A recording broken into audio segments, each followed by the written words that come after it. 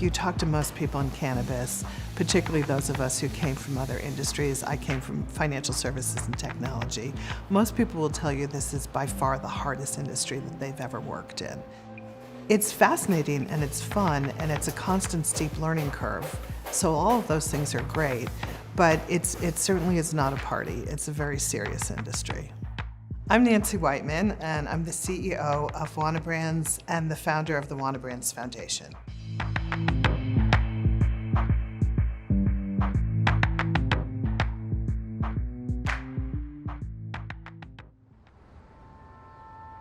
Wana Brands was actually founded in 2010, right at the beginning of the medical market here in Colorado. So we're one of the OG edible companies.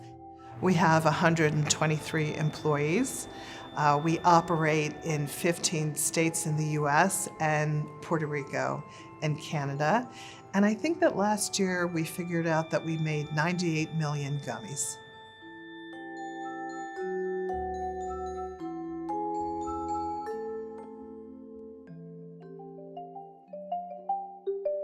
I have a sort of a traditional business background, I'd say. I have an MBA. I worked in corporate America for years. I was the VP of marketing for a large financial services company. And then we moved to Colorado when my oldest daughter was about a year old, and I started consulting, doing sales and marketing consulting. One of my daughter's friends was over for a play date, and her dad came to pick her friend up. And I asked him what he was doing. He was a commercial real estate developer, and this was 2010 in Colorado. It was a really tough time for commercial real estate. And he said to me, "Oh, you wouldn't approve." And of course I was completely intrigued. So I said, "Oh, really? What would I not approve of?" And he said that he was making infused soda pop. And that was really interesting to me. I actually was no stranger to cannabis, but didn't actually know the language of medical cannabis. So I said, "What's it infused with?" I really didn't even know what he was talking about. And so we began talking about the fact that it was infused with marijuana. At that point, we were still calling it marijuana. The long story short, we ended up building out a kitchen with him. He had sort of a rudimentary kitchen where he was doing beverages.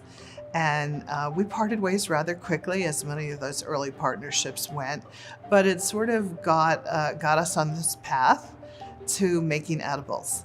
And so I always joke that I always say I need a better backstory, because so many people got into the industry for really moving reasons. Either they had a loved one who were helped by it, or they're believers in traditional plant medicine, or social justice reasons. But mine was a little bit more, a little more spontaneous and organic than that.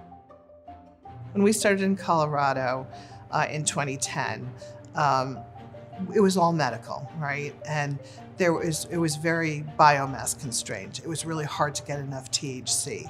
So we were sort of hand to mouth. We were always trying to do trade deals with people, and to get enough trim, we had to do our own extraction, et cetera.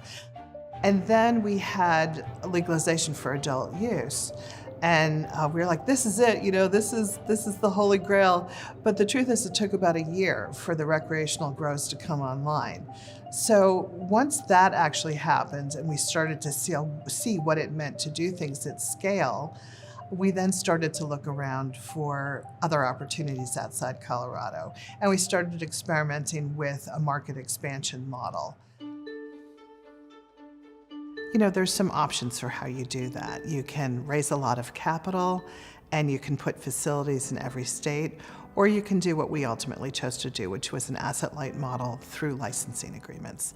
That model did not necessitate us going out and raising a lot of capital. We were able to, first of all, bootstrap the company, so never had any investors or any debt. And then we were able to grow organically just from cash flow and profits. And so that's really what enabled me to hold on to 100% of the equity, is that somebody gave me very good advice along the way, is never take money that you don't need. And I followed that advice.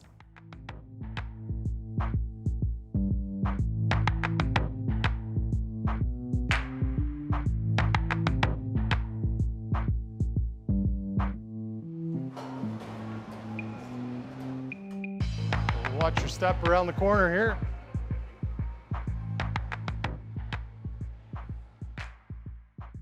The process flow pretty much starts over here where we have all these pops prepped with all of our raw materials, sugar, pectin, flavors, the tincture, the medicated tincture that goes in. Back there on the burners, we're cooking up our mixture, getting it up so that we start to get the gelatinization of our gummy mixture. Once it's ready to come off, it goes over to our flavor station where you see all those cups prepped up. They throw those in, mix it up really quick, and then it goes into these depositors where we hand deposit all of that liquid gummy mass into these silicone molds.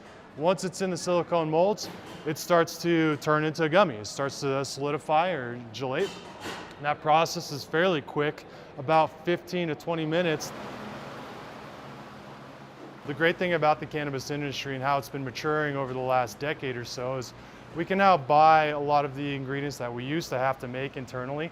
So we get high quality distillates from a lot of our business partners. Those distillates come here to make our in-house tinctures and medicated sugars, and that all happens in our lab. The stuff that makes them active, makes them medicated, is all being produced out of this lab. We know the ratios of all of our medicated tinctures. We know the ratios of all of our sugars. It all gets double, triple, quadruple checked a number of different times throughout this process prior to going into the kitchen and handing it off to that team. What you're looking at here, the start of the process is where we take all those finished gummies, we put them onto this blue conveyor where it goes up top to a weighing system that is specifically weighing out 10 or 20 gummies depending on the pack size that we're doing.